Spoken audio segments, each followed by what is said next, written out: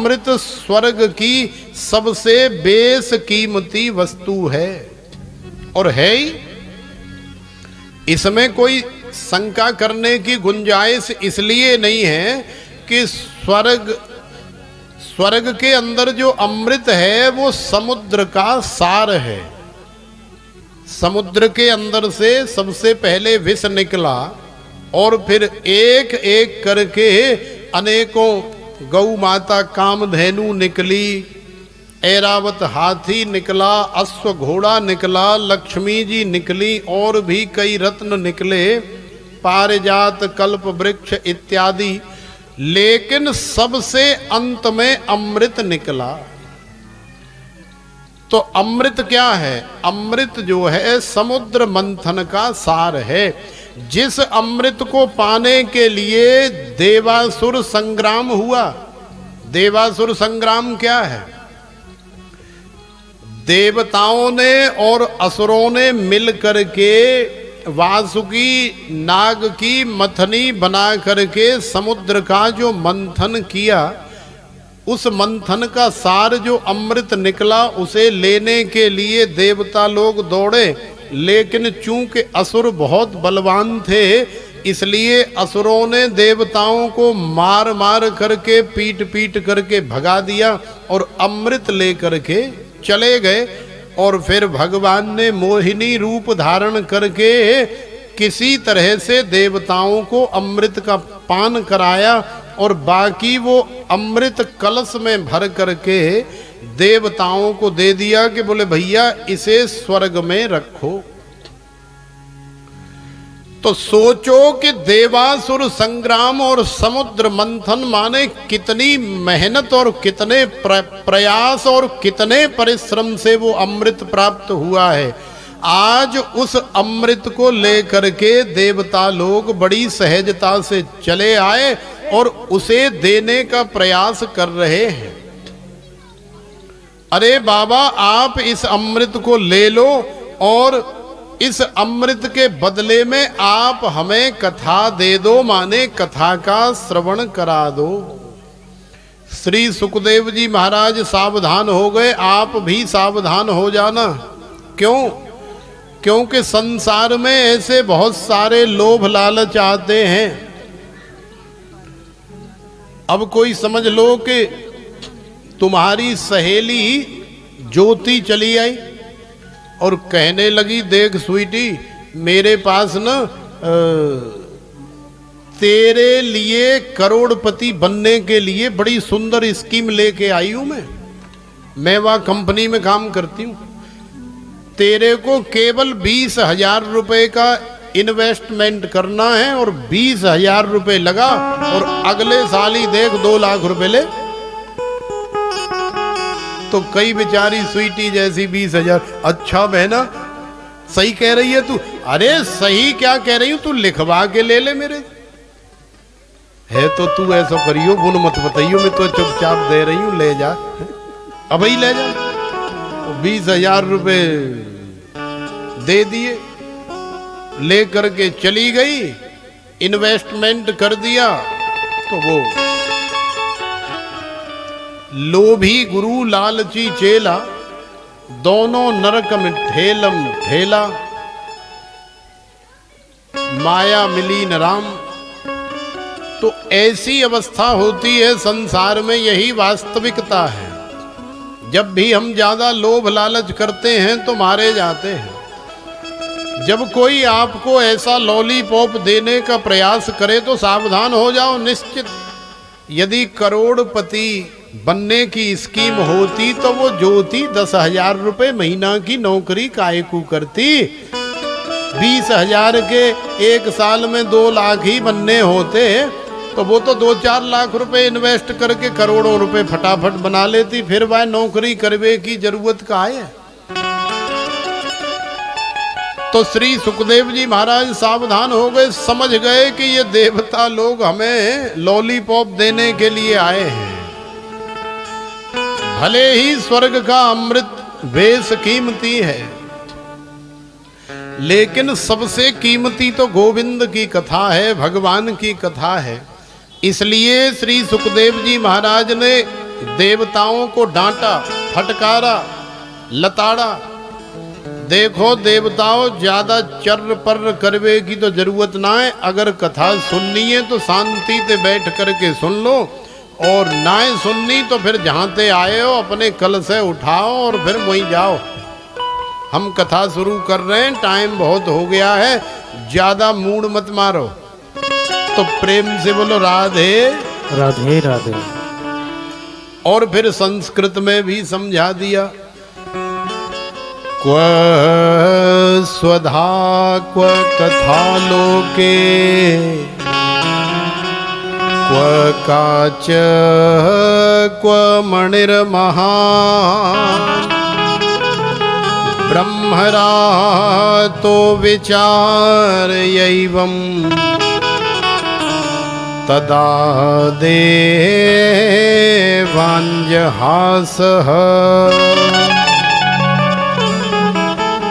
अभक्तास्तांश्च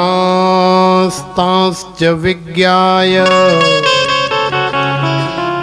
न ददौ स कथामृतम्, श्रीमद्भागवती वार्ताम् सुराणाम् अपि दुर्लभा, सुराणाम् अपि दुर्लभा। श्री सुखदेव जी महाराज ने कहा, देखो देवताओं, क्व स्वधा क्व कथा लोके, माने कहाँ तुम्हारे स्वर्ग का ये अमृत और कहाँ मेरे गोविंद की, बांके बिहारी रमण बिहारी की ये कथा। अरे मूर्खो, तुमने हमारे लाला की कथा से अपने स्वर्ग के अमृत की तुलना कैसे कर ली? ये तुम्हारी दृष्टि से कथा में और अमृत में समानता हो सकती है, लेकिन हमारी दृष्टि कुछ और ही है। तो देवताओं ने पूछा होगा कि बाबा तुम्हारी कौन सी दृष्टि है? तो श्री सुखदेव जी महाराज ने कह दिया कि क्व काच क्व मणिर्महा। देखो लाला, ये जो तुम स्वर्ग से अमृत लेकर के आए हो, ये हमारी दृष्टि में किसी कांच के टुकड़े के बराबर है। और हमारे लाला की, नंद के लाला की, गोविंद की ये जो श्रीमद् भागवत कथा है, ये ऐसी विशेष मणि है, ये ऐसी महान मणि है कि एक कांच के टुकड़े के साथ और ऐसी अनमोल मणि की तुलना करना, दोनों को समान दृष्टि से देखना, ये अनुचित है। ऐसा नहीं हो सकता। देवता लोग जानते तो थे, लेकिन सोच रहे आजकल ज्यादातर ये जो बाबा जी होते हैं और जंगल में रहने वाले बाबा जी ने कहा पतो है, ये कौन से पढ़े लिखे, इनको क्या ज्ञान है? कांच की मणि दे करके ओरिजिनल हीरा ले आए। इसीलिए तो आए देवता लोग ठगने के लिए। लेकिन श्री सुखदेव जी महाराज के पास एक नहीं चली, मुंह लटका करके बेइज्जत हो करके, और ब्रह्मा जी के पास गए, सीधे अपने गले से आइडेंटिटी कार्ड उतारे, डंडा भंडा उतारे और सब पटक दिए ब्रह्मा जी के सामने। बोले बाबा हम ना करनी, तुम्हारी नौकरी तुम धर राखो। ब्रह्मा जी ने सोचा भाई ये सारे देवताओं को क्या हो गया। ब्रह्मा जी ने इंद्र को बुलाया, सिर पे हाथ फेरा, बोले बेटा ऐसे पैसा वैसा बढ़वाने क्या कोई यूनियन बना करके कुछ आंदोलन तो नहीं कर रहे हो? ऐसे कैसे तुम लोग एक साथ ताड़ फाड़ करके जाने लगे हो? ब्रह्मा जी को कुछ समझ में नहीं आया। तो फिर वरुण देवता ने सारी बात समझाई। बोले महाराज बात ऐसी है। बोले अच्छा बात ऐसी है तो कोई बात नहीं, देखने दो। अरे केवल 7 ही दिन की बात तो है, देखने दो, श्री सुखदेव जी को कथा करने दो। राजा को सुनने दो, और फिर 7 दिन की कथा जब हो जाएगी तब हम देखेंगे कि 7 दिन कथा सुनने के बाद राजा का क्या हुआ, राजा कहाँ गया। तभी तो पता लगेगा कि ये कथा की महिमा क्या है, कथा की विशेषता क्या है। तो देखो, ब्रह्मा जी ने देखा और ब्रह्मा जी ने इस कथा की तुलना भी करवाई। ब्रह्मा जी ने देवताओं से तराजू भी मंगाया, तराजू मंगा करके एक पलड़े के अंदर श्रीमद् भागवत को विराजमान किया, दूसरे पलड़े में वेद रखा, शास्त्र रखे, पुराण रखे, लेकिन जिस पलड़े में श्रीमद् भागवत जी विराजमान हैं वो पलड़ा धरती से या जहां भी ब्रह्मलोक में रखा है वहां से वो टच से मच तक नहीं हुआ। लेकिन फिर भी ब्रह्मा जी को विश्वास नहीं हुआ कि भाई ये भागवत इतनी बड़ी कैसे हो सकती है। तो ब्रह्मा जी ने और देवताओं ने 7 दिन इंतजार किया। अब जैसे ही 7 दिन की कथा पूरी हुई, 7 दिन की कथा पूरी होने के बाद भगवान के पार्षद माँ भगवती गंगा के परम पावन तट पर तटम आनंद नामकम श्री सुखदेव जी महाराज के पास में शुक्रताल में उपस्थित हो गए। बोलिए श्रीमद् भागवत भगवान की जय। भगवान के पार्षदों ने राजा परीक्षित को हाथ जोड़कर बड़ी नम्रता से विमान में सिंहासन पर बिठाया और बिठा करके उसकी आरती उतारी, चमर ढुलाए, सेवा पूजा करते हुए फिर भगवान के धाम को राजा परीक्षित को लेकर के गए। तो इस प्रकार जब ये सारी लीला, सारी कहानी अपनी आंखों से ब्रह्मा जी ने देखी तो ब्रह्मा जी ने भी स्वीकार कर लिया, देवताओं ने भी स्वीकार कर लिया, क्योंकि मेनरे भगवद रूपम शास्त्रम भागवतम कलौ। भाई, अन्य समस्त धार्मिक ग्रंथों में श्रीमद् भागवत ही एक ऐसा श्रेष्ठतम सरलतम साधन है जो गोविंद के चरणों में तुम्हारी लगन लगा देता है। और कोई साधन ऐसा नहीं है जिसके माध्यम से आप भगवान को पा सको। बड़े क्लिष्ट साधन हैं जो हमारी समझ और हमारी सोच से परे हैं, लेकिन ये साधन बड़ा रसीला है। देखो, सेब हिंदी में कहते हैं ना सेब, अंग्रेजी में कहते हैं एप्पल, नाम तो एक ही है, लेकिन ये 2 प्रकार के होते हैं। एक तो ताजी सेब जो होता है वो रस से भरा होता है, और ऐसे रस से भरा होता है कि ताजी सेब जब खाते हैं ना तो कर्र करके मुंह में कटता है और मुंह जो है रस से लबालब भर जाता है। और ऐसे सेब तो 10-12 खाने का मन करता है। और एक सेब ऐसा होता है कि सीजन समाप्त हो गया, सेब बच गए, अब महंगे बेचने के लिए कोल्ड स्टोरेज में फिक्स कर देते, तो वो बेचारे रखे उनका सारा जो अंदर रस होता है वो समाप्त हो जाता है और रुई जैसे हो जाते हैं पोले फप्पस से।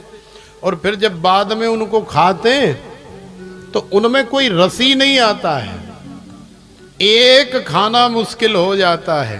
तो श्रीमद् भागवत तो बिल्कुल ताजी एकदम रसीला सेब है, जिसे खाने के बाद, जिसे श्रवण करने के बाद हमारा जीवन जो है आनंद रूपी रस से लबालब भर जाता है।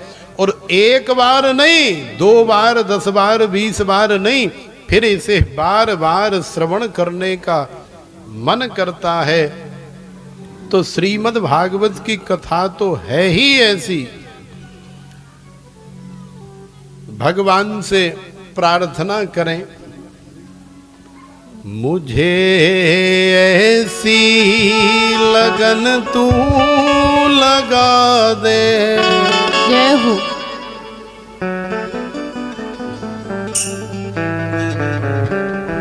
श्रीमद् भागवत की कथा से, भगवान से एक पल भी आप जीवन में दूर न रहे, ऐसी प्रार्थना भगवान के चरणों में आप करें। लेकिन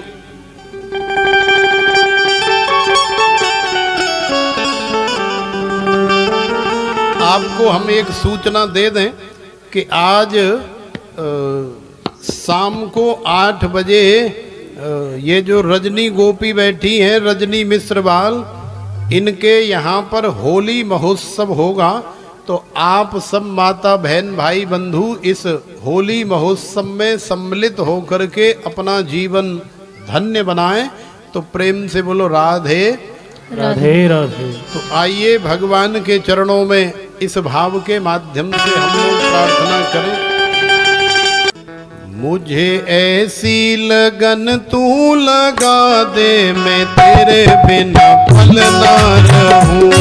मुझे ऐसी लगन तू लगा दे, मैं तेरे बिना पल ना रहूं। मुझे ऐसी लगन तू लगा दे, मैं तेरे बिना पल ना रहूं। ओ मुझे ऐसी लगन तू लगा दे, मैं तेरे बिना पल ना रहूं। मैं तेरे बिना पल न रहूं। मैं तेरे बिना पल ना रहूं। मैं तेरे बिना पल न रहूं। तेरे बिना पल ना रहूं। मैं तेरे बिना पल न रहूं। मैं तेरे बिना पल ना रहूं। मैं तेरे बिना पल न रहूं। मैं तेरे बिना पल ना रहूं। दिल में प्रेम वाला दीप जला दे। दिल में प्रेम वाला दीप जला दे। मैं तेरे बिना पल न रहूं। तेरे बिना पल ना रहूं। मुझे ऐसी लगन तू लगा दे, मैं तेरे बिना पल न रहूं।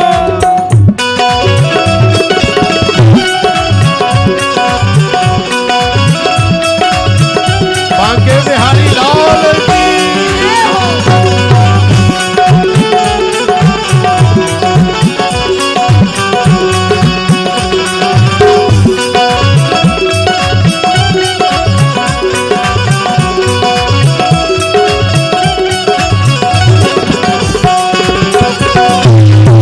आनंद लेते हुए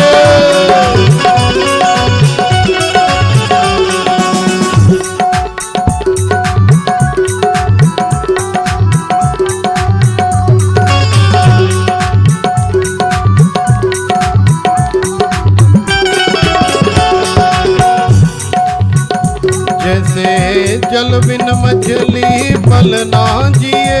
जैसे जल बिन मछली पल ना जिए। जैसे जल बिन मछली पल ना जिए। जैसे जल बिन मछली पल ना जिए। ऐसे तड़पू मैं घड़ी घड़ी तेरे लिए। हो ऐसे तड़पू मैं घड़ी घड़ी तेरे लिए। ऐसे तड़पू मैं घड़ी घड़ी तेरे लिए। हो ऐसे तड़पू मैं घड़ी घड़ी तेरे लिए। मजा प्रेम वाला का चढ़ा दे। मजा प्रेम वाला रंग चढ़ा दे। मैं तेरे बिना पल ना रहूं। मैं तेरे बिना पल ना। मुझे ऐसी लगन तू लगा दे, मैं तेरे बिना पल ना रहूं। ताली सेवा करते हुए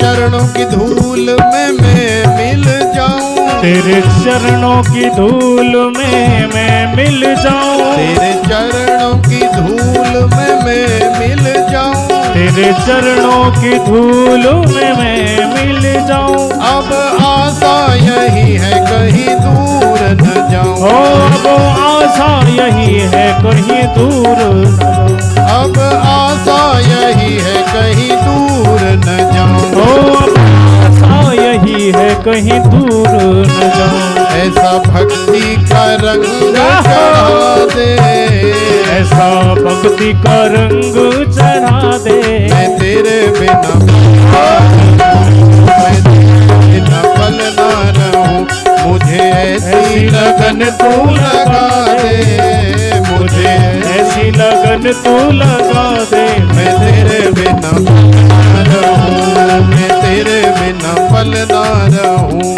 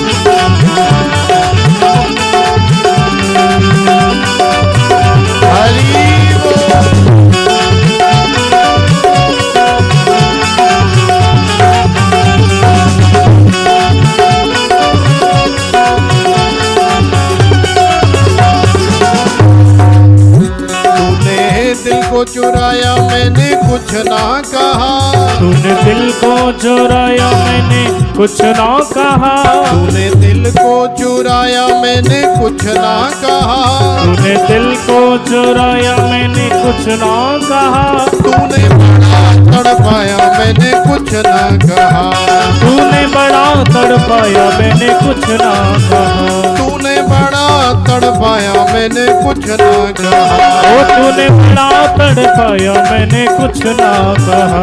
अब ऐसी झलक दिखला दे, अब ऐसी झलक दिखला दे, अब ऐसी झलक दिखला दे, अब ऐसी झलक दिखला दे, तेरे बिना ना रहूं, ओ मुझे ऐसी लगन तू लगा दे, मैं तेरे बिना पल ना रहूं, ओ मैं तेरे बिना पल न रहूं, मैं तेरे बिना पल न रहूं, मैं तेरे बिना पल न रहूं, मैं तेरे बिना पल न रहूं, मैं तेरे बिना पल न रहूं, मैं तेरे बिना पल न रहूं, मुझे ऐसी लगन तू लगा दे, मुझे ऐसी लगन तू लगा दे, मैं तेरे बिना पल न रहूं, मुझे तेरे बिना लगन तू लगा दे, मैं तेरे बिना पल न रहूं।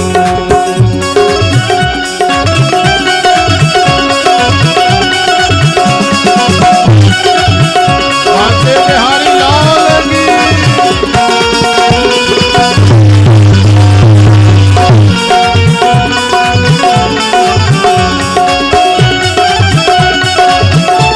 आनंद लेते हुए